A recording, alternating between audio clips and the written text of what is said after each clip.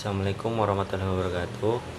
Perkenalkan, nama saya Debar Siginur Maman dengan NIM 2203 20103. Di sini saya akan menjelaskan tentang kepemimpinan efektif, yaitu kekuasaan, kriteria, dan karakter pemimpin.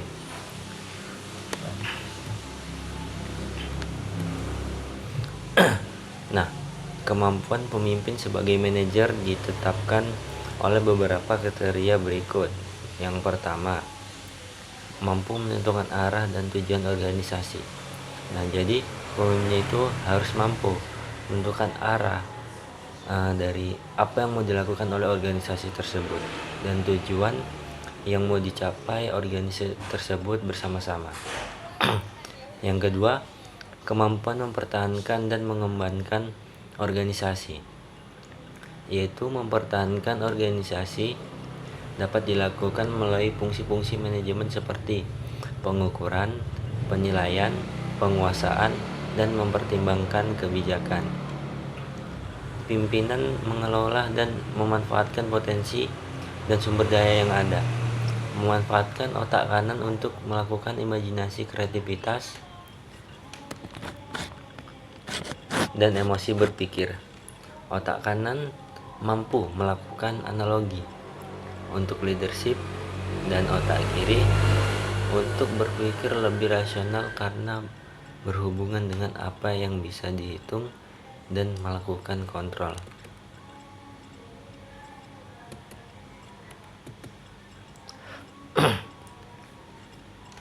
Kemudian ada kekuasaan dan wewenang. Kekuasaan amat erat hubungannya dengan wewenang.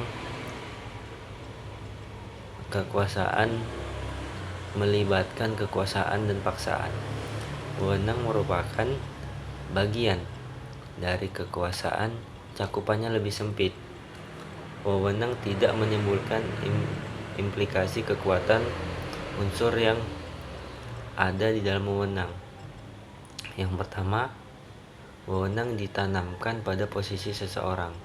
Seseorang mempunyai wewenang karena posisi yang diduduki, bukan karena karakteristik pribadinya.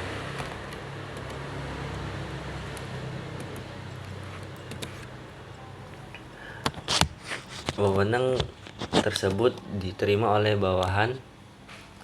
Nah, individu pada posisi wewenang yang sah melakukan wewenang dan dipatuhi bawahan karena dia memiliki hak yang sah. Nah, yang ketiga, wewenang digunakan secara vertikal. Wewenang mengalir dari atas ke bawah mengikuti hierarki.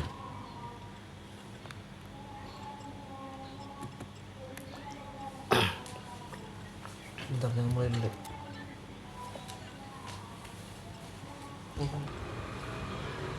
Basis kekuasaan. Nah, ada kekuasaan antar pribadi, kekuasaan struktural, dan situasional. Kemudian ada kekuasaan pengambilan keputusan dan kekuasaan informasi. Kita bahas kekuasaan referen.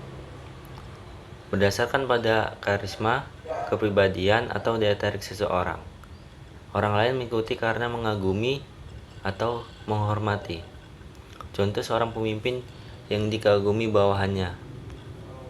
Kemudian kekuasaan ahli, berdasarkan pada keahlian, pengetahuan, dan kompetensi khusus. Contoh seorang teknisi atau dokter memiliki pengaruh karena keahliannya. Kemudian ada kekuasaan persuasif, berdasarkan pada kemampuan berargumentasi dan meyakinkan orang lain. Contoh negosiator yang piawai dalam menyampaikan gagasan. Kemudian ada kekuasaan struktural. Kekuasaan ini berasal dari posisi atau jabatan dalam organisasi. Orang memiliki pengaruh karena struktur formal memberikan otoritas. Jenis-jenisnya, yang pertama kekuasaan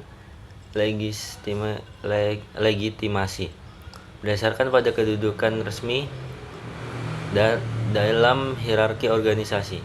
Contoh, manajer berhak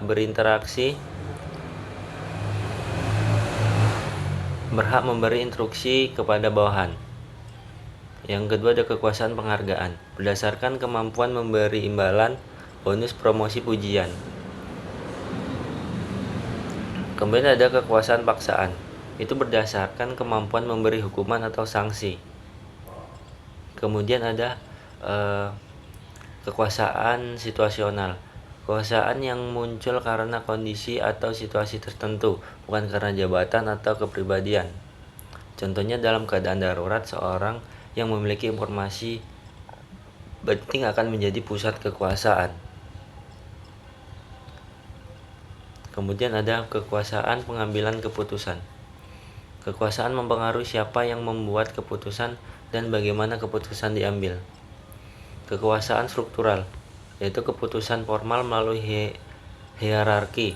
Kemudian kekuasaan antar pribadi, keputusan melalui pengaruh sosial, persuasi, atau keahlian.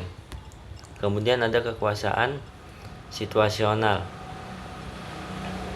keputusan cepat sesuai kondisi mendesak. Keseimbangan antara ketiganya membantu organisasi mengambil keputusan yang lebih efektif, adil, dan adaptif. Kemudian ada kekuasaan dan informasi. Informasi adalah sumber kekuasaan yang penting. Siapa yang menguasai informasi biasanya menguasai proses pengambilan keputusan. Jenis kekuasaan berbasis informasi yaitu kekuasaan informasional, kemampuan memperoleh, mengontrol, dan mendistribusikan informasi penting. Contoh, staf yang tahu data keuangan paling akurat bisa mempengaruhi strategi organisasi. Nah, kesimpulan singkatnya itu, jenis kekuasaan, sumber utama, contoh, dan hubungan keputusan. Di situ ada antar pribadi, struktural, situasional, informasional,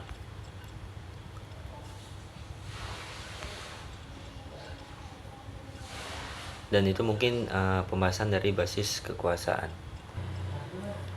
Kemudian ada kekuasaan antar pribadi. Kekuasaan legitimasi, yaitu kekuasaan legitimasi adalah kemampuan seseorang untuk mempengaruhi orang lain karena posisinya. Seorang yang tingkatannya lebih tinggi memiliki kekuasaan atas pihak yang berkedudukan lebih rendah. Batas-batas kekuasaan ini akan sangat tergantung pada budaya, kebiasaan, dan sistem nilai yang berlaku dalam organisasi yang bersangkutan. Nah, jadi kekuasaan antar pribadi ini mencakup itu kekuasaan legitimasi, yang mana kekuasaannya itu ya kemampuan seseorang untuk mempengaruhi orang lain karena posisinya. Jadi pemimpin tuh mempunyai kekuasaan yang bisa mempengaruhi orang lain karena posisinya gitu. Kemudian ada kekuasaan imbalan. Kekuasaan imbalan didasarkan atas kemampuan seseorang untuk memberikan imbalan kepada orang lain atau pengikutnya karena kepatuhan mereka, yaitu kekuasaan imbalan digunakan untuk mendukung kekuasaan legitimasi. Penggunaan kekuasaan imbalan ini amat erat sekali kaitannya dengan teknik memodifikasi perilaku dengan menggunakan imbalan sebagai faktor pengaruh.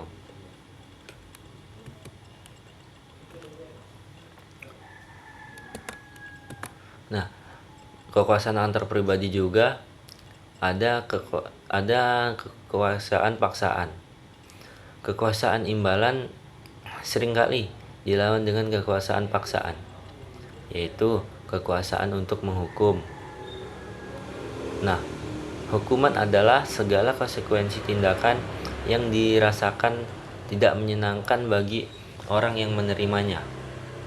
Meskipun hukuman mungkin mengakibatkan dampak sampingan yang tidak diharapkan, misalnya perasaan dendam, tapi hukuman adalah bentuk kekuasaan paksaan yang masih digunakan untuk memperoleh kepatuhan atau memperbaiki prestasi yang tidak produktif dalam organisasi. Kekuasaan ahli.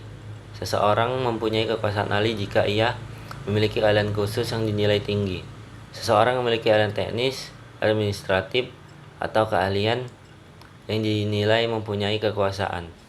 Walaupun kedudukan mereka rendah, kekuasaan ini adalah suatu karakteristik pribadi. Sedangkan kekuasaan legitimasi, imbalan, dan paksaan sebagai besar ditentukan oleh organisasi karena posisi yang didudukinya. Nah, kekuasaan antar pribadi yaitu ada juga di dalamnya kekuasaan panutan. Nah, banyak individu yang menyatukan diri dengan atau dipengaruhi oleh seseorang karena gaya kepribadian atau perilaku orang yang bersangkutan. Karisma orang yang bersangkutan adalah basis kekuasaan panutan. Seseorang yang berkarisma, misalnya seorang manajer atau ahli, penyanyi, politikus, olahragawan, dikagumi karena karakteristiknya. Derajat kekuasaan panutan ditentukan oleh kekuatan pengaruh karisma terhadap orang lain. Nah, jadi kekuasaan panutan itu banyak individu yang menyatukan diri dengan atau dipengaruhi oleh seseorang karena gaya kepribadian atau perilaku orang yang bersangkutan. Karisma orang yang bersangkutan adalah basis kekuasaan panutan. Seseorang yang berkarisma, misalnya seorang manajer, ahli, penyanyi, politikus, atau olahragawan, digabung dengan karakteristiknya. Derajat kekuasaan panutan ditentukan oleh kekuatan pengaruh karisma terhadap orang lain.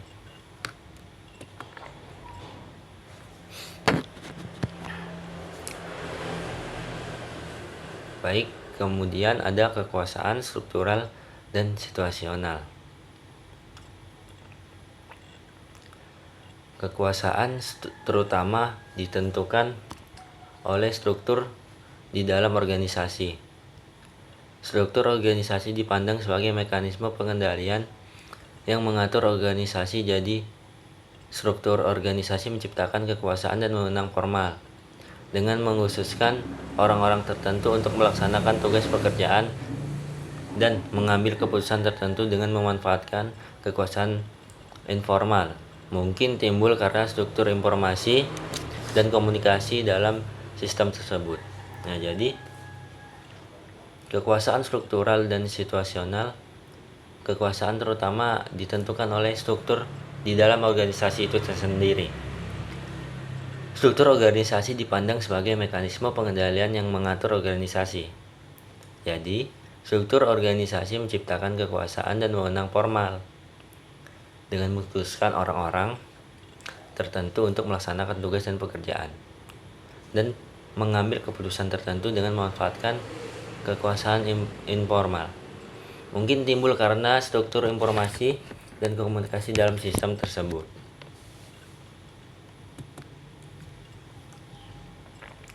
Nah, ada kekuasaan pengambilan keputusan.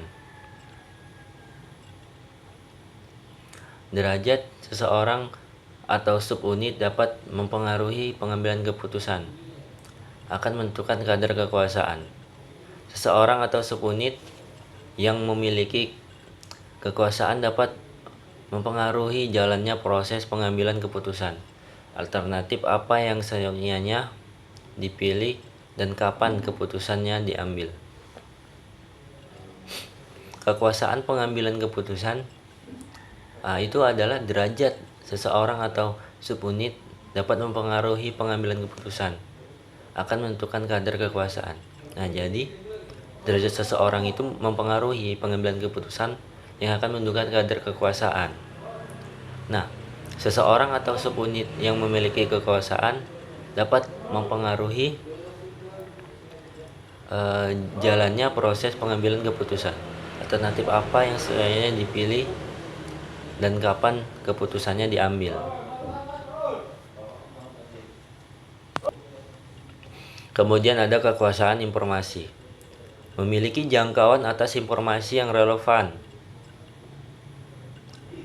dan penting merupakan kekuasaan. Gambaran yang benar tentang kekuasaan seseorang tidak hanya disediakan oleh posisi orang yang bersangkutan, tetapi juga oleh penguasaan orang yang bersangkutan atas informasi yang relevan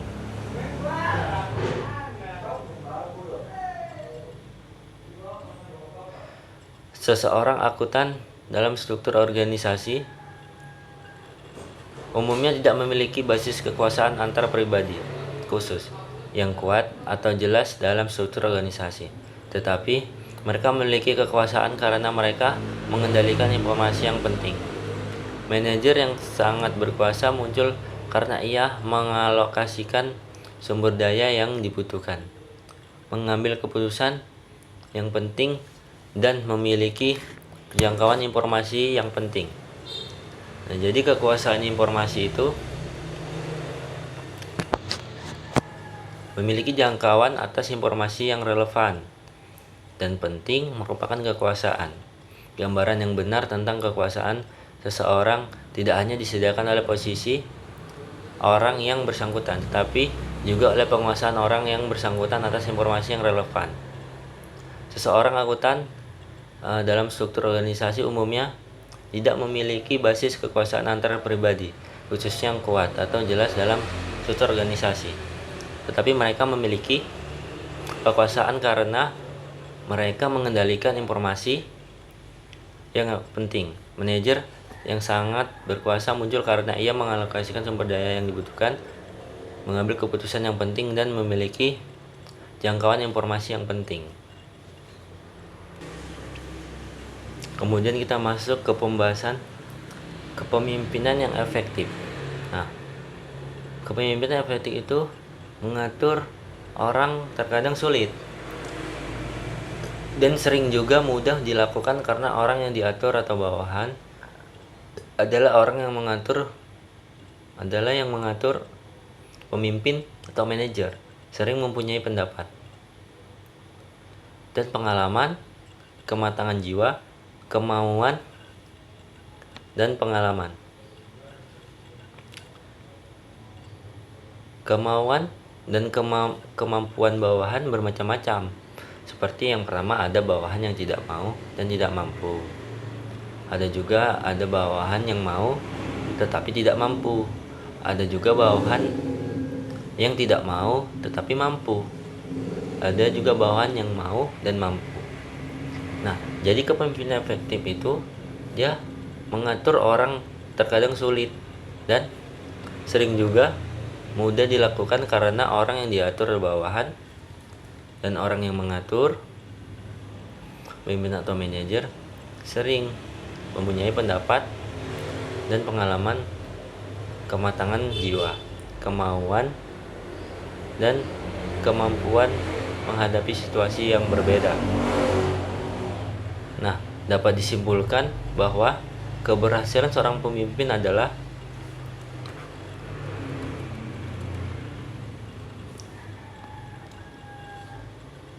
apabila ia dapat mengidentifikasikan tingkat kedewasaan individu atau kelompok bawahan yang hendak ia pengaruhinya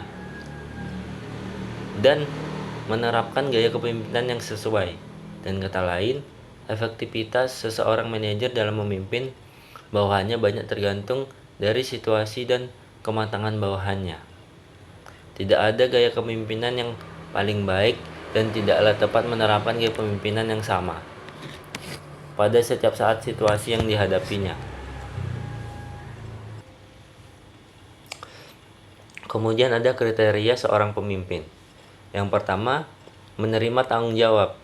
Pemimpin yang menerima kewajiban untuk mencapai suatu tujuan berarti ia bersedia untuk bertanggung jawab atas apa yang dilakukan bawahan. pemimpin harus mampu mengatasi bawahannya dan mengatasi tekanan kelompok informal. Yang kedua, kemampuan untuk bisa perspektif. Perspektif menunjukkan kemampuan untuk mengamati atau menemukan kenyataan dari suatu lingkungan. Setiap pemimpin haruslah mengetahui tujuan organisasi sehingga mereka bisa bekerja untuk membantu mencapai tujuan tersebut. Di sini ia memerlukan kemampuan untuk memahami bawahan sehingga ia dapat mengetahui kekuatan kelemahan mereka serta juga berbagai keinginannya. Di samping itu, pemimpin harus juga mempunyai persepsi introspektif, menilai diri sendiri sehingga dapat mengetahui kekuatan, kelemahan, dan tujuan yang layak baginya. Kemudian ada kriteria seorang pemimpin, yaitu kita lanjut pada bersikap objektif. Objektivitas adalah kemampuan untuk melihat suatu peristiwa atau merupakan perluasan dari kemampuan perseptif. Apabila perseptivitas menimbulkan kepekaan terhadap fakta, kejadian, dan kenyataan-kenyataan yang lain. Objektivitas membantu pemimpin untuk meminimumkan faktor-faktor emosional dan pribadi yang dapat menepis realitas yang ada. Kemudian, menentukan prioritas. Seorang pemimpin yang pandai harus mempunyai kemampuan untuk memiliki dan menentukan mana yang penting dan mana yang tidak. Kemampuan ini sangat diperlukan karena pada kenyataannya sering masalah-masalah yang harus dipecahkan bukan datang satu persatu, tetapi seringkali masalah datang bersamaan dan berkaitan antara satu dengan yang lainnya.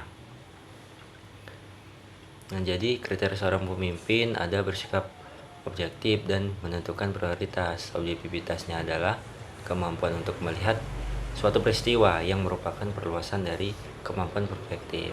Apabila perspektif itu menimbulkan kepekaan terhadap fakta, kejadian, dan kenyataan yang lain, objektivitas membantu pemimpin untuk meminimumkan faktor-faktor emosional dan pribadi yang dapat menepis realitas yang ada. Sedangkan untuk menentukan prioritas itu seorang pemimpin yang pandai harus mempunyai kemampuan untuk memiliki dan menentukan mana yang penting dan mana yang tidak, seperti itu.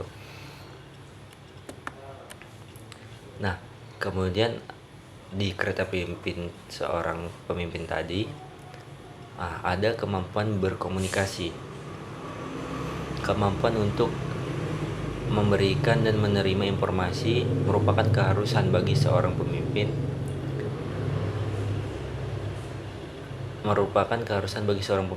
Adalah yang bekerja dengan menggunakan bantuan orang lain, karena itu pemberian perintah, penyampaian informasi kepada orang lain mutlak perlu dikuasai.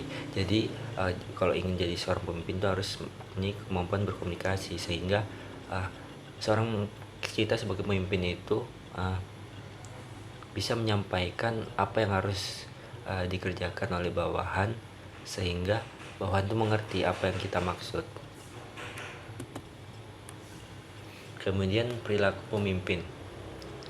Perilaku manajemen tidak lagi meneliti tentang apa persyaratan atau kriteria seorang pemimpin efektif, melainkan para ahli ini meneliti tentang hal-hal yang dilakukan oleh pemimpin yang efektif, bagaimana mereka mendelegasikan tugas, bagaimana mereka mengambil keputusan, bagaimana mereka berkomunikasi dan memotivasi para bawahan.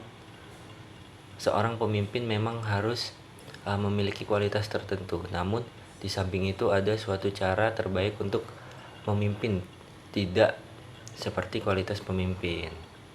Maka perilaku pemimpin merupakan sesuatu yang dapat dipelajari.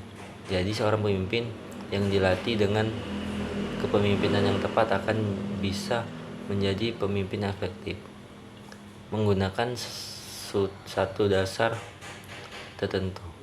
Dasar yang sering dipergunakan adalah tugas yang harus diemban oleh pemimpin. Kewajiban yang diharapkan pimpinan juga diterima oleh bawahan. Demikian pula dengan falsafah yang dianut oleh pimpinan dan pengembangan organisasi. Nah, jadi perilaku pemimpin ini dia tidak lagi meneliti tentang apa persyaratan atau kriteria seorang pemimpin yang efektif, melainkan pada hal ini dia meneliti tentang hal-hal yang dilakukan oleh pemimpin yang efektif.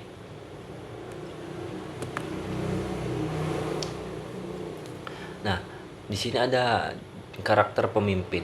Nah, di sini ada 1 2 3 4 5 6 7 8 karakter pemimpin yang saya akan jelaskan. Nah, yaitu ada pemimpin ideal. Nah, ada pemimpin ideal adalah pemimpin yang cerdas. Nah, ada juga menyebutkan bahwa pemimpin ideal adalah pemimpin yang berinisiatif. Nah, ada juga yang menyebutkan bahwa pemimpin yang ideal adalah pemimpin yang bertanggung jawab. Kemudian ada juga yang mengatakan bahwa pemimpin yang ideal adalah pemimpin yang dapat dipercaya. Kemudian pemimpin yang ideal adalah pemimpin yang jujur, pemimpin yang rela berkorban. Pemimpin yang ideal adalah pemimpin yang dicintai dan mencintai kelompoknya. Nah, itu tadi kurang lebih 8 karakter pemimpin. Nah, berikut ini adalah ciri-ciri pemimpin yang tidak ideal.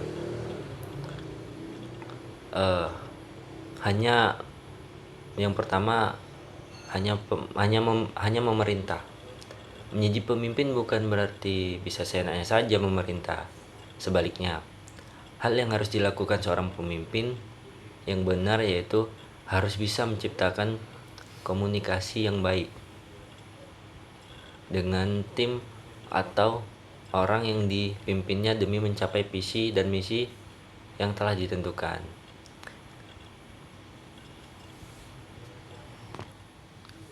Kemudian ada pemimpin yang jarang disukai. Pemimpin yang buruk biasanya jarang berdiskusi dengan bawahannya, tetapi dia menuntut timnya untuk solid. Dengan berdiskusi, pemimpin pun bisa tahu jika ada masalah di antara orang dan pimpinannya, orang yang dipimpinnya. Kemudian tidak memberikan kepercayaan. Seseorang pemimpin yang baik bisa memberikan kepercayaan pada timnya untuk bekerja. Hal ini juga berguna untuk meningkatkan rasa percaya diri oleh timnya. Nah, kemudian tidak memberikan pujian. Nah, sesekali memuji bawahannya perlu dilakukan demi memberikan penghargaan pada bawahannya. Ini yang membuat mereka termotivasi untuk menjadi tim yang lebih baik dan maju. Kemudian ada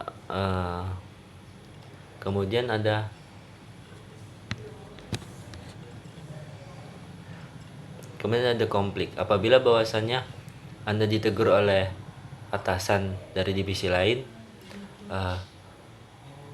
jangan hanya diam saja dan membiarkan bawahannya menghadapi sendirian. Pimpinan yang baik akan berusaha untuk memberi dukungan pada timnya, bukan malah ikut menyalah-nyalahkan juga.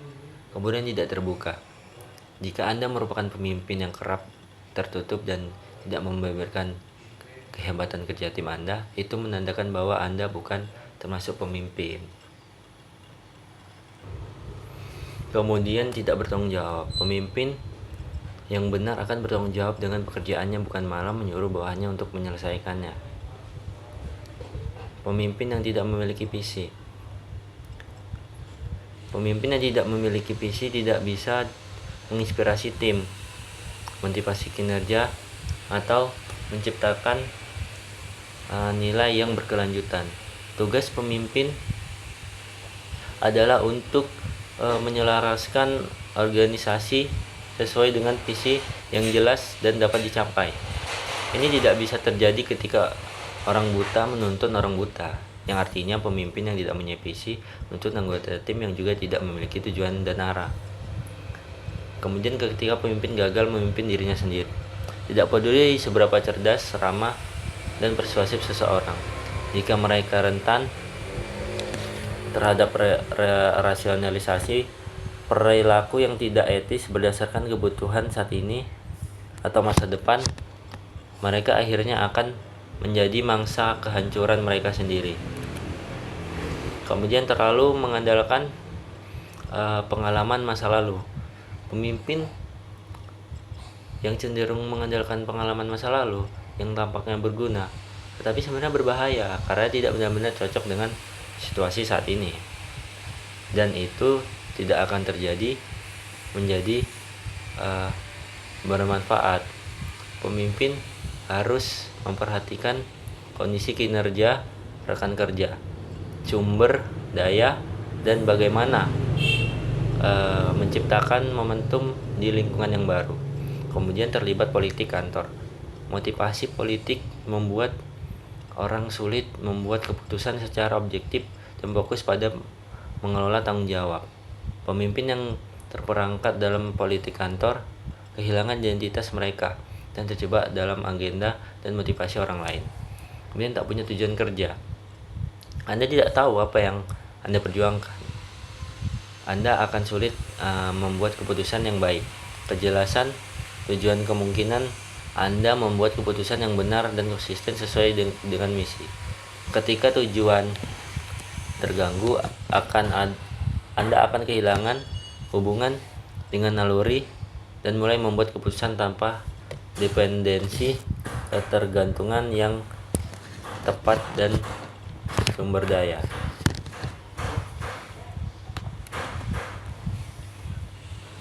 Kemudian menyalahgunakan sumber daya. Pemimpin yang membuat keputusan baik terus meningkatkan pedoman sumber daya. Mereka tahu kapan harus melibatkan semua sumber daya itu dalam rangka membuat keputusan tepat yang berdampak positif bagi perusahaan atau bagi masa yang akan datang. Kemudian tidak melihat peluang. Visi ini membuat pemimpin ahli dalam mengantisipasi krisis dan mengolah perubahan jika keadaan memburuk. Ini juga dapat memperluas pengamatan dan kemungkinan mereka melihat sekitar, di dalam dan di luar perusahaan, sehingga keputusan-keputusan yang dibuat pun tepat. Tidak percaya diri. Kemudian tidak percaya diri. Pemimpin yang tidak percaya diri sering menjadi putus asa dan membuat keputusan tiba-tiba. Mereka tidak memikirkan konsekuensi yang saat membuat keputusan tersebut. Nah, kemampuan pemimpin sebagai manajer ditetapkan oleh beberapa kriteria berikut. Yang pertama, mampu menentukan arah dan tujuan organisasi. Nah, jadi pemimpin itu harus mampu menentukan arah dari apa yang mau dilakukan oleh organisasi tersebut dan tujuan yang mau dicapai organisasi tersebut bersama-sama. Yang kedua, kemampuan mempertahankan dan mengembangkan organisasi, yaitu mempertahankan organisasi dapat dilakukan melalui fungsi-fungsi manajemen seperti pengukuran, penilaian, penguasaan, dan mempertimbangkan kebijakan. Pimpinan mengelola dan memanfaatkan potensi dan sumber daya yang ada, memanfaatkan otak kanan untuk melakukan imajinasi, kreativitas, dan emosi berpikir. Otak kanan mampu melakukan analogi untuk leadership dan otak kiri untuk berpikir lebih rasional karena berhubungan dengan apa yang bisa dihitung dan melakukan kontrol.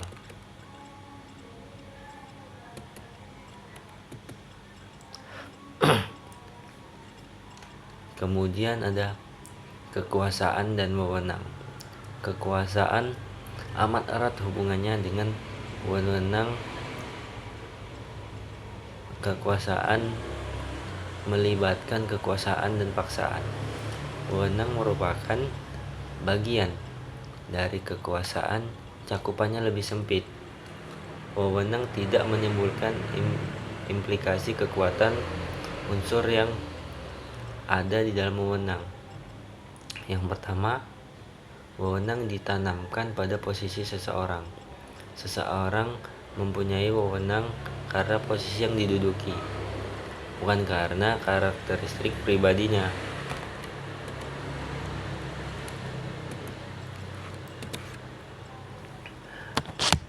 Wewenang tersebut diterima oleh bawahan. Nah, individu pada posisi wewenang yang sah melakukan wewenang dan dipatuhi bawahan karena dia memiliki hak yang sah. Nah, yang ketiga, wewenang digunakan secara vertikal. Wewenang mengalir dari atas ke bawah mengikuti hierarki.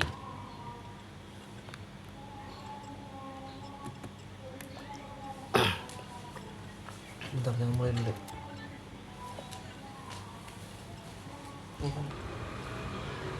Basis kekuasaan. Nah, ada kekuasaan antar pribadi, kekuasaan struktural, dan situasional. Kemudian ada kekuasaan pengambilan keputusan dan kekuasaan informasi. Kita bahas kekuasaan referen. Berdasarkan pada karisma, kepribadian, atau daya tarik seseorang. Orang lain mengikuti karena mengagumi atau menghormati. Contoh seorang pemimpin yang dikagumi bawahannya. Kemudian kekuasaan ahli.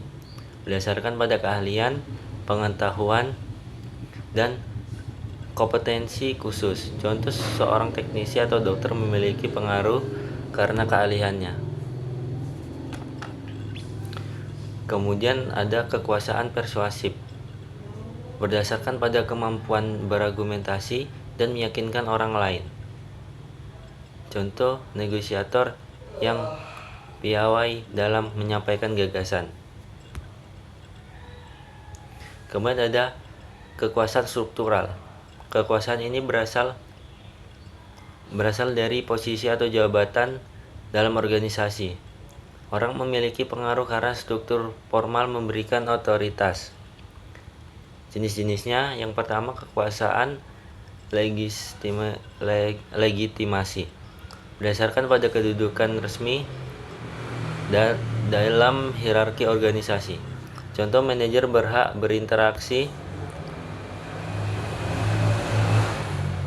memberi instruksi kepada bawahan. Yang kedua ada kekuasaan penghargaan. Berdasarkan kemampuan memberi imbalan, bonus, promosi, pujian. Kemudian ada kekuasaan paksaan. Itu berdasarkan kemampuan memberi hukuman atau sanksi. Kemudian ada kekuasaan situasional. Kekuasaan yang muncul karena kondisi atau situasi tertentu, bukan karena jabatan atau kepribadian. Contohnya dalam keadaan darurat, seorang yang memiliki informasi penting akan menjadi pusat kekuasaan. Kemudian ada kekuasaan pengambilan keputusan. Kekuasaan mempengaruhi siapa yang membuat keputusan dan bagaimana keputusan diambil. Kekuasaan struktural, yaitu keputusan formal melalui hierarki. Kemudian kekuasaan antar pribadi, keputusan melalui pengaruh sosial, persuasi, atau keahlian. Kemudian ada kekuasaan situasional. Keputusan cepat sesuai kondisi mendesak. Keseimbangan antara ketiganya membantu organisasi mengambil keputusan yang lebih efektif, adil, dan adaptif.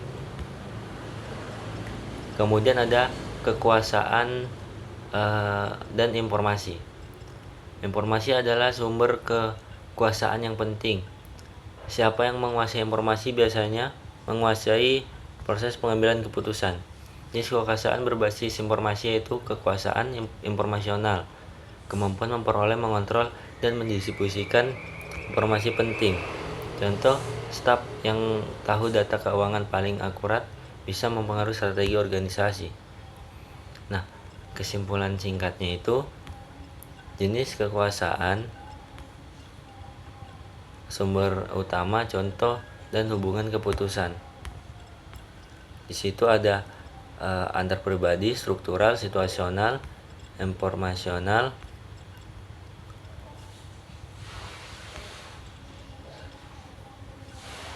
dan itu mungkin pembahasan dari basis kekuasaan.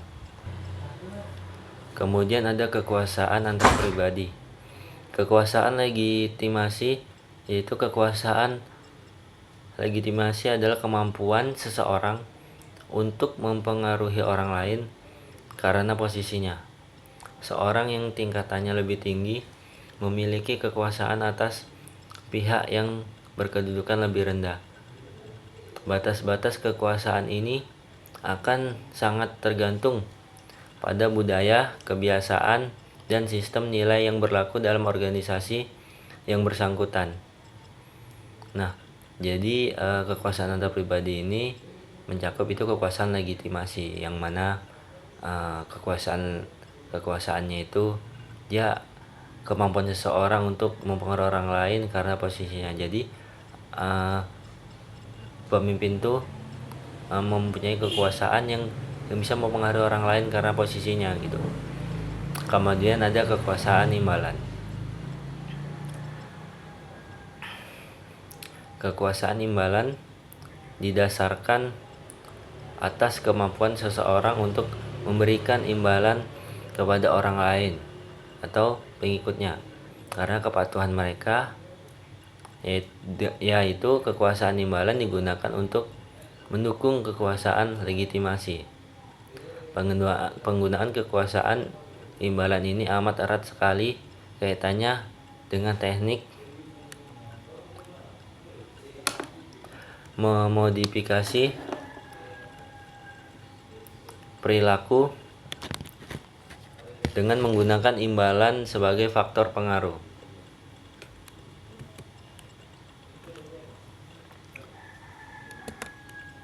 Nah, kekuasaan antar pribadi juga ada kekuasaan paksaan. Kekuasaan imbalan seringkali dilawan dengan kekuasaan paksaan, yaitu kekuasaan untuk menghukum. Nah, hukuman adalah segala konsekuensi tindakan yang dirasakan tidak menyenangkan bagi orang yang menerimanya. Meskipun hukuman mungkin mengakibatkan dampak sampingan yang tidak diharapkan, misalnya perasaan dendam, tapi hukuman adalah bentuk kekuasaan paksaan yang masih digunakan untuk memperoleh kepatuhan atau memperbaiki prestasi yang tidak produktif dalam organisasi. Kekuasaan ahli.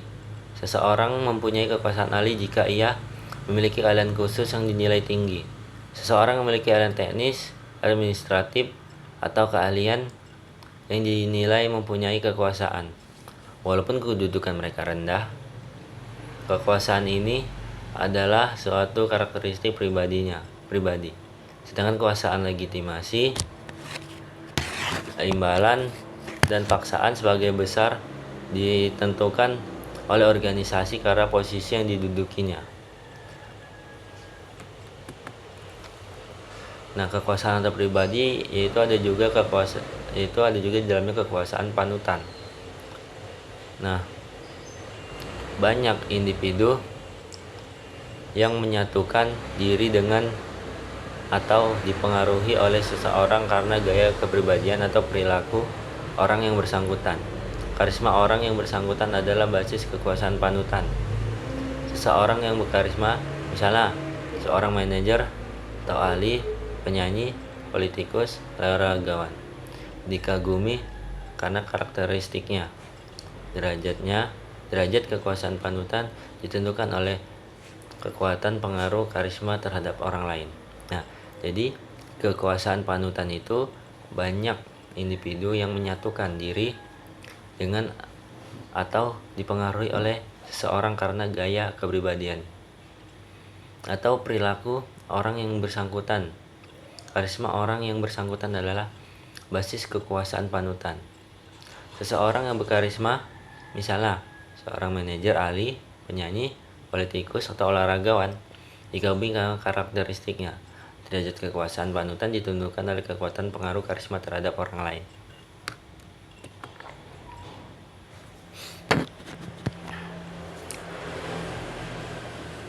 Baik, kemudian ada kekuasaan struktural dan situasional.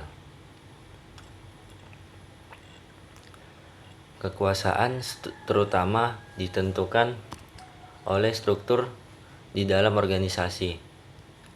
Struktur organisasi dipandang sebagai mekanisme pengendalian yang mengatur organisasi. Jadi, struktur organisasi menciptakan kekuasaan dan wewenang formal dengan mengkhususkan orang-orang tertentu untuk melaksanakan tugas pekerjaan dan mengambil keputusan tertentu dengan memanfaatkan kekuasaan informal. Mungkin timbul karena struktur informasi dan komunikasi dalam sistem tersebut. Nah, jadi kekuasaan struktural dan situasional. Kekuasaan terutama ditentukan oleh struktur di dalam organisasi itu tersendiri. Struktur organisasi dipandang sebagai mekanisme pengendalian yang mengatur organisasi. Jadi, struktur organisasi menciptakan kekuasaan dan wewenang formal dengan memutuskan orang-orang tertentu untuk melaksanakan tugas dan pekerjaan dan mengambil keputusan tertentu dengan memanfaatkan kekuasaan informal. Mungkin timbul karena struktur informasi dan komunikasi dalam sistem tersebut.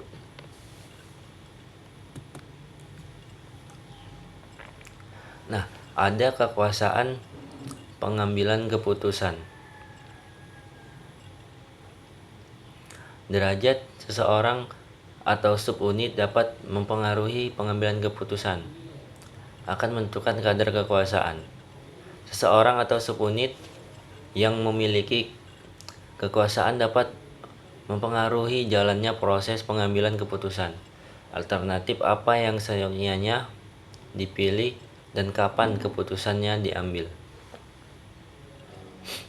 Kekuasaan pengambilan keputusan itu adalah derajat seseorang atau subunit dapat mempengaruhi pengambilan keputusan, akan menentukan kadar kekuasaan.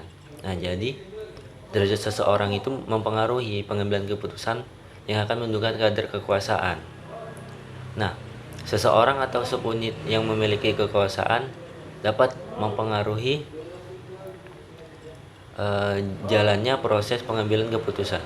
Alternatif apa yang seyogyanya dipilih dan kapan keputusannya diambil. Kemudian ada kekuasaan informasi. Memiliki jangkauan atas informasi yang relevan dan penting merupakan kekuasaan. Gambaran yang benar tentang kekuasaan seseorang tidak hanya disediakan oleh posisi orang yang bersangkutan, tetapi juga oleh penguasaan orang yang bersangkutan atas informasi yang relevan.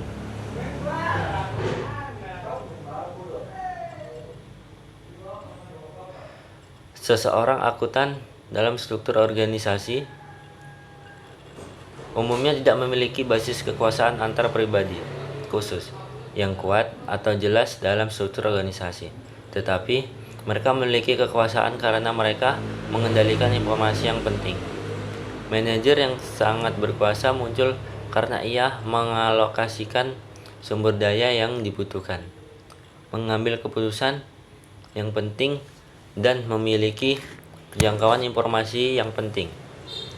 Nah, jadi kekuasaan informasi itu memiliki jangkauan atas informasi yang relevan dan penting merupakan kekuasaan. Gambaran yang benar tentang kekuasaan seseorang tidak hanya disediakan oleh posisi orang yang bersangkutan, tetapi juga oleh penguasaan orang yang bersangkutan atas informasi yang relevan. Seseorang akuntan dalam struktur organisasi umumnya tidak memiliki basis kekuasaan antar pribadi khusus yang kuat atau jelas dalam struktur organisasi, tetapi mereka memiliki kekuasaan karena mereka mengendalikan informasi yang penting. Manajer yang sangat berkuasa muncul karena ia mengalokasikan sumber daya yang dibutuhkan, mengambil keputusan yang penting, dan memiliki jangkauan informasi yang penting. Kemudian kita masuk ke pembahasan kepemimpinan yang efektif. Nah, kepemimpinan efektif itu mengatur orang terkadang sulit dan sering juga mudah dilakukan karena orang yang diatur atau bawahan adalah yang mengatur pemimpin atau manajer, sering mempunyai pendapat dan pengalaman, kematangan jiwa, kemauan, dan pengalaman. Kemauan dan kemampuan bawahan bermacam-macam. Seperti yang pertama, ada bawahan yang tidak mau dan tidak mampu. Ada juga bawahan yang mau tetapi tidak mampu. Ada juga bawahan yang tidak mau tetapi mampu. Ada juga bawahan yang mau dan mampu. Nah, jadi kepemimpinan efektif itu dia mengatur orang terkadang sulit dan sering juga mudah dilakukan karena orang yang diatur bawahan dan orang yang mengatur pemimpin atau manajer sering mempunyai pendapat dan pengalaman, kematangan jiwa, kemauan, dan kemampuan menghadapi situasi yang berbeda. Nah, dapat disimpulkan bahwa keberhasilan seorang pemimpin adalah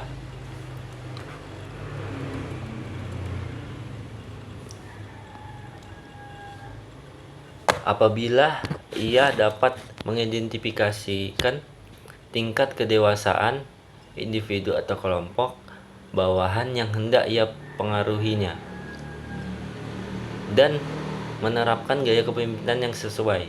Dan kata lain, efektivitas seseorang manajer dalam memimpin bawahannya banyak tergantung dari situasi dan kematangan bawahannya. Tidak ada gaya kepemimpinan yang paling baik dan tidaklah tepat menerapkan gaya kepemimpinan yang sama pada setiap saat situasi yang dihadapinya. Kemudian ada kriteria seorang pemimpin. Yang pertama, menerima tanggung jawab. Pemimpin yang menerima kewajiban untuk mencapai suatu tujuan berarti ia bersedia untuk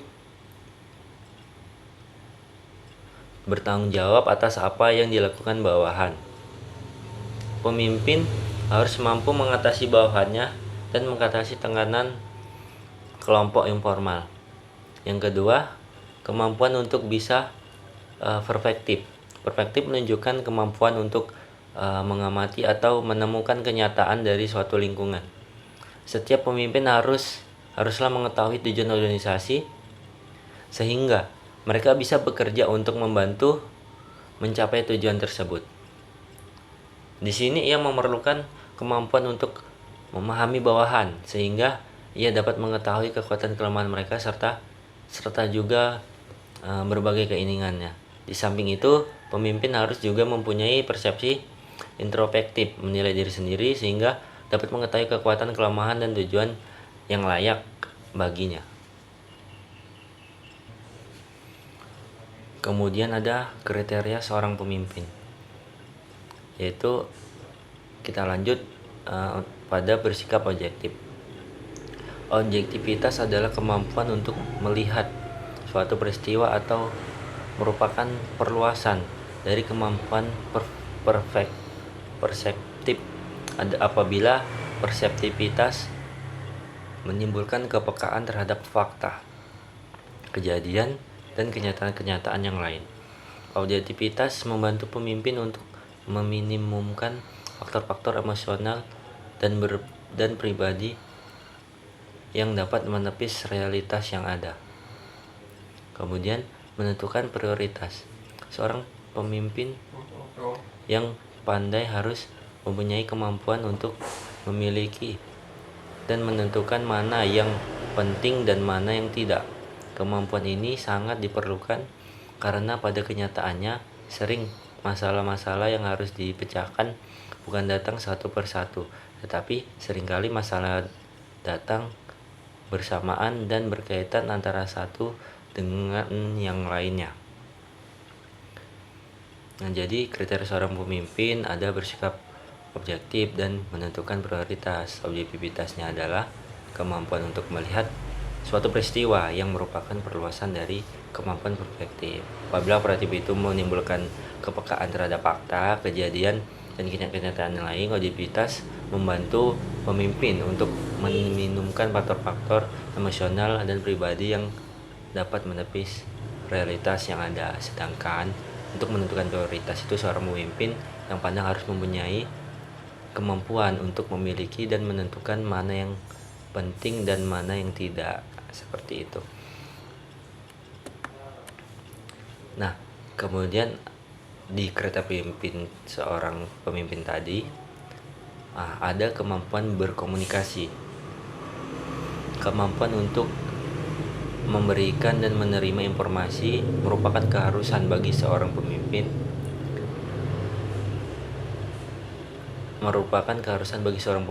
Adalah yang bekerja dengan menggunakan bantuan orang lain, karena itu pemberian perintah, penyampaian informasi kepada orang lain mutlak perlu dikuasai. Jadi kalau ingin jadi seorang pemimpin itu harus mempunyai kemampuan berkomunikasi, sehingga kita sebagai pemimpin itu bisa menyampaikan apa yang harus dikerjakan oleh bawahan, sehingga bawahan itu mengerti apa yang kita maksud. Kemudian perilaku pemimpin. Perilaku manajemen tidak lagi meneliti tentang apa persyaratan atau kriteria seorang pemimpin yang efektif, melainkan para ahli ini meneliti tentang hal-hal yang dilakukan oleh pemimpin yang efektif, bagaimana mereka mendelegasikan tugas, bagaimana mereka mengambil keputusan, bagaimana mereka berkomunikasi dan memotivasi para bawahan. Seorang pemimpin memang harus memiliki kualitas tertentu, namun di samping itu ada suatu cara terbaik untuk memimpin, tidak seperti kualitas pemimpin. Maka perilaku pemimpin merupakan sesuatu yang dapat dipelajari. Jadi seorang pemimpin yang dilatih dengan kepemimpinan yang tepat akan bisa menjadi pemimpin efektif, menggunakan satu dasar tertentu. Dasar yang sering dipergunakan adalah tugas yang harus diemban oleh pemimpin. Kewajiban yang diharapkan pimpinan juga diterima oleh bawahan. Demikian pula dengan falsafah yang dianut oleh pimpinan dan pengembangan organisasi. Nah, jadi perilaku pemimpin ini dia tidak lagi meneliti tentang apa persyaratan atau kriteria seorang pemimpin yang efektif, melainkan para ahli ini dia meneliti tentang hal-hal yang dilakukan oleh pemimpin yang efektif.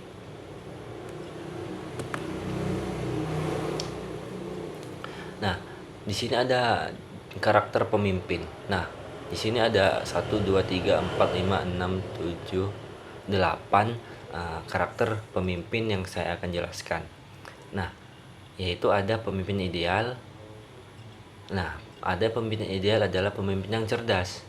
Nah, ada juga menyebutkan bahwa pemimpin ideal adalah pemimpin yang berinisiatif. Nah, ada juga menyebutkan bahwa pemimpin yang ideal adalah pemimpin yang bertanggung jawab. Kemudian ada juga yang mengatakan bahwa pemimpin ideal adalah pemimpin yang dapat dipercaya. Kemudian pemimpin yang ideal adalah pemimpin yang jujur, pemimpin yang rela berkorban. Pemimpin yang ideal adalah pemimpin yang dicintai dan mencintai kelompoknya. Nah, itu tadi kurang lebih 8 karakter pemimpin. Nah, berikut ini adalah ciri-ciri pemimpin yang tidak ideal.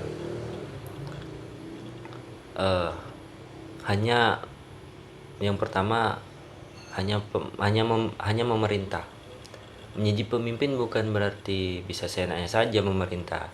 Sebaliknya, hal yang harus dilakukan seorang pemimpin yang benar yaitu harus bisa menciptakan komunikasi yang baik dengan tim atau orang yang dipimpinnya demi mencapai visi dan misi yang telah ditentukan.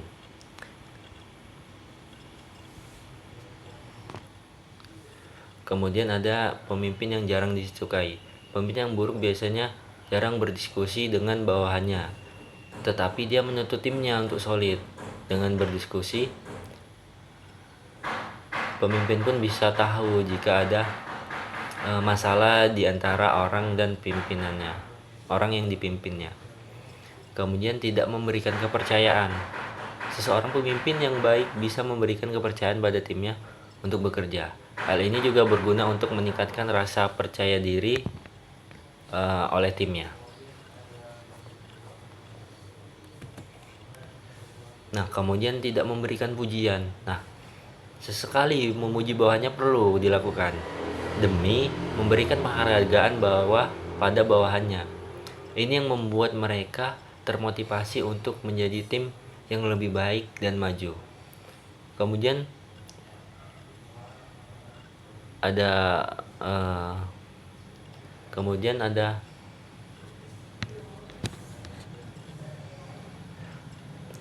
konflik. Apabila bahwasannya Anda ditegur oleh atasan dari divisi lain,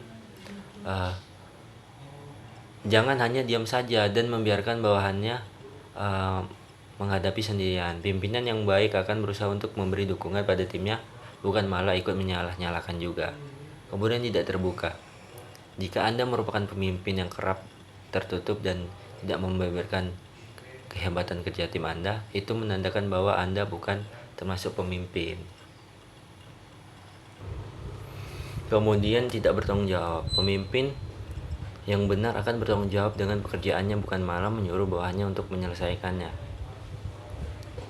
Pemimpin yang tidak memiliki visi. Pemimpin yang tidak memiliki visi tidak bisa menginspirasi tim, motivasi kinerja, atau menciptakan nilai yang berkelanjutan. Tugas pemimpin adalah untuk menyelaraskan organisasi sesuai dengan visi yang jelas dan dapat dicapai. Ini tidak bisa terjadi ketika orang buta menuntun orang buta, yang artinya pemimpin yang tidak punya visi menuntut anggota tim yang juga tidak memiliki tujuan dan arah. Kemudian ketika pemimpin gagal memimpin dirinya sendiri, tidak peduli seberapa cerdas, ramah, dan persuasif seseorang, jika mereka rentan terhadap rasionalisasi perilaku yang tidak etis berdasarkan kebutuhan saat ini atau masa depan, mereka akhirnya akan menjadi mangsa kehancuran mereka sendiri. Kemudian terlalu mengandalkan pengalaman masa lalu.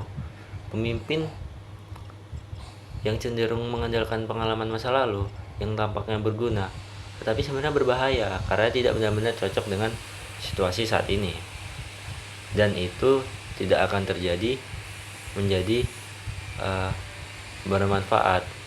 Pemimpin harus memperhatikan kondisi kinerja rekan kerja, sumber daya, dan bagaimana menciptakan momentum di lingkungan yang baru. Kemudian terlibat politik kantor. Motivasi politik membuat orang sulit membuat keputusan secara objektif dan fokus pada mengelola tanggung jawab. Pemimpin yang terperangkap dalam politik kantor kehilangan identitas mereka dan terjebak dalam agenda dan motivasi orang lain. Kemudian tak punya tujuan kerja. Anda tidak tahu apa yang Anda perjuangkan. Anda akan sulit membuat keputusan yang baik. Kejelasan tujuan kemungkinan Anda membuat keputusan yang benar dan konsisten sesuai dengan misi. Ketika tujuan terganggu, Anda akan kehilangan hubungan dengan naluri dan mulai membuat keputusan tanpa dependensi, ketergantungan yang tepat, dan sumber daya.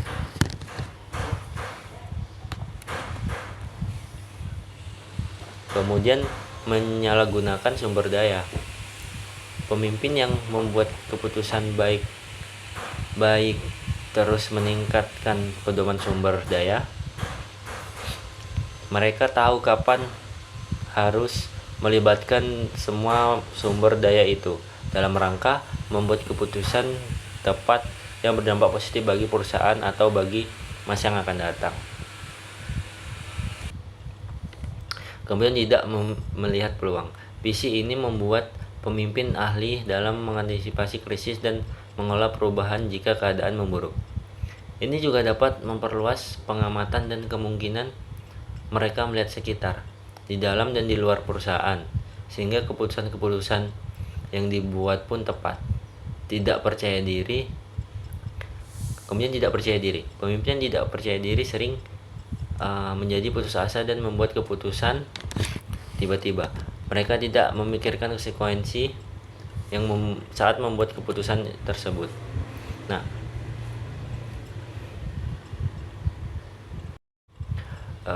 baik, mungkin itu saja yang bisa saya sampaikan mengenai materi tadi. Lebih dan kurang saya mohon maaf. Wabillahi taufiq wal hidayah. Wassalamualaikum warahmatullahi wabarakatuh.